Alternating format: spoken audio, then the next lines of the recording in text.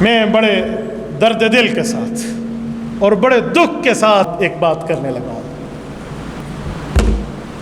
آپ آئیے، پاکستان مملکت خدا داد اللہ کی طرف سے جو ہمارا ملک جغرافیائی سطح پہ ہمارے لیے ایک تحفہ ہے، جو اسلام کے نام پہ بنا، کلمے کے نام پہ بنا، اس کلمے کے نام پہ پچھلے سے پچھلے ہفتے ہماری اسمبلی نے یہ بل پاس کیا ہے. یہ میں نے اسمبلی کی ویب سائٹ سے ڈاؤن لوڈ کیا ہے.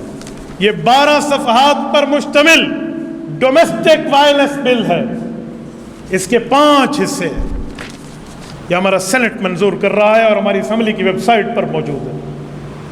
آپ جائیے پاکستان کی نیشنل اسمبلی کی ویب سائٹ پر اسے ڈاؤن لوڈ کیجئے. میں نے کل 1 سیکنڈ میں ڈاؤن لوڈ کیا، بڑی آسانی سے ڈاؤن لوڈ ہو جاتا ہے. 12 صفحات، 1 درجن صفحات پر مشتمل ہے. 5 حصے ہیں اس کے،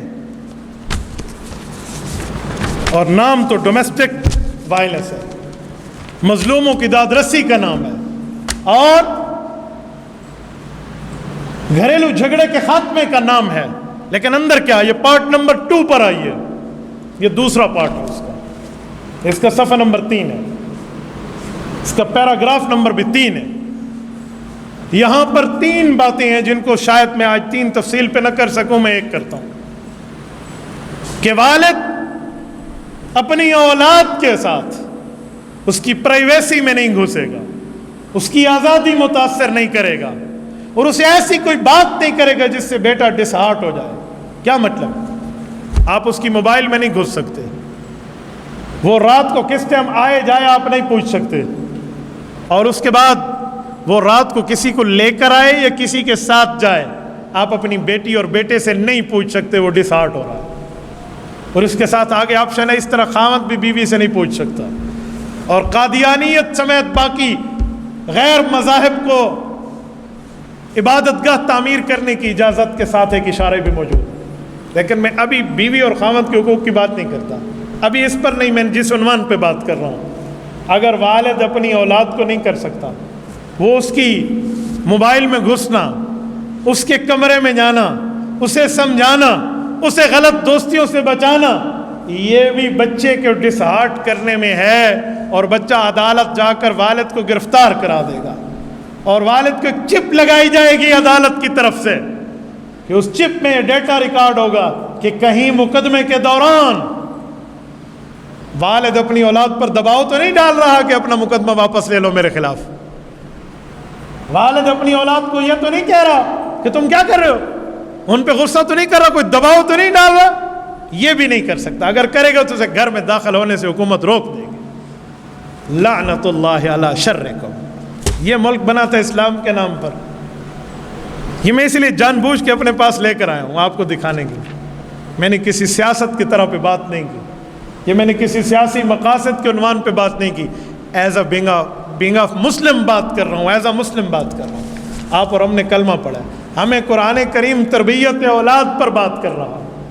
قرآن کریم ہمیں اولاد کی تربیت سمجھا رہا ہے کہ آپ نے کیا کرنا ہے اور شریعت کے احکام کیا ہے.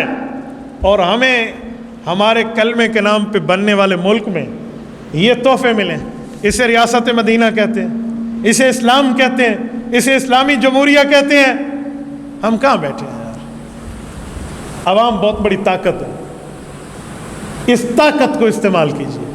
اور کوئی نہیں بولا سوائے 2 بندوں کے، ایک سینیٹر مشتاق جماعت اسلامی کے اور ایک مولانا عطاء الرحمان مفتی محمود رحمۃ اللہ علیہ کے فرزند ارجمند.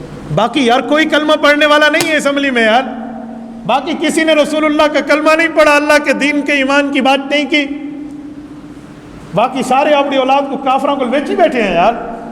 کہاں گیا ہمارا دین، کہاں گیا ہمارا اسلام، اور کہاں گئی آپ کے ووٹ کی طاقت؟ میں آپ کے ضمیر کو جھنجھوڑ کے پوچھ رہا ہوں، باقی معاملات کہاں ہیں جو ہماری دی ہوئی طاقت کی بنیاد پر یہ بات ہے؟ آپ اس بل کی مخالفت میں میرے ساتھ ہیں یا نہیں؟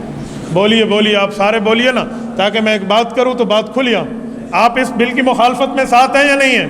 اسے واپس لیا جائے یا نہ لیا جائے؟ یہ اسلام کی آزادی پر حرف ہے یا نہیں ہے؟ میں تو اس پہ حیران ہوں، 2 ہفتے ہو گئے ہیں. عدالت جا کر اس بل کو ختم کرایا جا سکتا ہے، بالکل، کیونکہ ہمارے آئین میں موجود ہے کہ اگر قرآن اور حدیث کے خلاف کوئی قانون سازی ہو تو اسے توڑا جا سکتا ہے، یہ ہمارے پاس حل موجود ہے۔ لیکن قرآن اور حدیث کے خلاف قانون سازی ہو کیوں یار، ہو کیوں؟ توڑوایا تو جائے گا۔ لیکن ایسے بندہ کہ والد اپنی اولاد کو پوچھے بھی نہیں تو رات کو کس کو لے کر آیا، یہ ہماری اسمبلی ہو یار، یہ ڈومیسٹک وائلنس۔ اچھا مزے کی بات، یہ تو میں نے پاکستانی اسمبلی کو سرچ کر کے ویب سائٹ پہ آپ کو ویب سائٹ بتا دیا نا، آپ ذرا یو کے کی اسمبلی پر آئیے، انگلینڈ، برطانیہ، انگریز کی اسمبلی پر آئیے اور وہاں لکھیے ڈومیسٹک بل، ڈومیسٹک وائلنس، وہاں پہ سرچ کیجئے، یہی بل آپ کو ملے گا جو یہود اور نصارہ نے وہاں نافذ کیا ہے۔ اور ہمارے ملک نے اس کو کاپی پیسٹ کر کے، ڈاکٹر شیری مزاری ہماری ہیومن رائٹس کی منسٹر ہیں، یہ ان کے سائن ہیں، انہوں نے وہاں سے کاپی پیسٹ کر کے ہمارے یہاں اس کو نافذ کرانے کے لیے پاس کرایا۔ جو یہود کی اسمبلی میں ہو، جو نصارہ کی اسمبلی میں بل پاس ہو، اسے پاکستان کی اسمبلی میں بل پاس کرا دیا جائے۔ واہ واہ کیا مسلمانی، واہ کیا اسلام۔ یہ بل نے ٹوٹنا ہے اور پورا پاکستان کے عوام اس کے خلاف ہے، ٹوٹے گا، لیکن میں آپ کے ضمیر کے اوپر دستک دیتے ہوئے ایک بات کر رہا ہوں بھائی، یہ کیا ہو رہا ہے ہمارے ملک میں۔ اور میں ایک بات مزید کہتا ہوں، آپ کو پتہ ہے یہ انہوں نے جو پاس کیا ہے انگلینڈ والوں نے، ان کی مجبوری ہے، وہ ہماری مجبوری نہیں ہے۔ وہ کیا مجبوری ہے کہ والد اولاد پر جبر نہیں کر سکتا۔ پتہ ہے ان کا والد ہوتا کون ہے، اور جسے والد سمجھتے ہیں وہ کون ہوتا ہے؟ ان کا والد تو بوائے فرینڈ ہوتا ہے، اور جو اس کا ہسبینڈ ہوتا ہے قانونی سطح پہ وہ تو اس کا والد ہوتا ہی نہیں ہے، اور وہ سمجھتے ہیں کہ میری اولاد نہیں ہے، یہ تو میری بیوی کا بیٹا ہے اس کے بوائے فرینڈ سے، تو جب وہ اس پر کہے گا ایسے نہ کر ایسے کر تو ظاہری بات ہے بیٹے ڈسہارٹ ہوگا، وہ عدالت میں جا سکے گا۔ یہ ان کی مجبوری ہے بھائی، جہاں ولدیت نہیں ہے، جہاں نسل نہیں ہے، جہاں قومیت نہیں ہے، جہاں نسب نہیں ہے، جہاں نکاح نہیں ہے، جہاں رشتہ نہیں ہے۔ کیا ملک پاکستان کو بھی ہم ایسے بنانا چاہیں گے کہ اے صاحب میری ذال دے میرے بوائے فرینڈ دا پتر ہے، لاکھ لعنت نہیں ہے اس زندگی پر جو میں کہوں میری بیوی سے میرے بوائے فرینڈ کا بیٹا ہے۔ ہم اسلام والے ہیں، ہم مسلمان ہیں، ہمارا دین اسلام سے کوئی ریلیشن ہے یار۔ اور پھر اس کے ساتھ بیوی کو بھی کہا گیا کہ خاوند اپنی بیوی پر اس طرح جبر نہیں کر کے سمجھا نہیں سکتا۔ زال رات لے چپ کر کے ویندی پہ مسالہ پوچھے تو بھائی دیوار عدالت پکڑے سی۔ سبحان اللہ، یار کیا بات ہو گئی ہے۔ میں ایک بات کرتا ہوں، بیویوں اور خاوندوں کا مسئلہ ہمارے پاس آتا ہے نا، ہم اکثر طور پہ خاوند کو مورد الزام ٹھہراتے ہیں، انہیں کہتے ہیں یار تو مرد ہے، تجھ سے بیوی قابو نہیں ہوتی، اس پر ہم جبر کرتے ہیں۔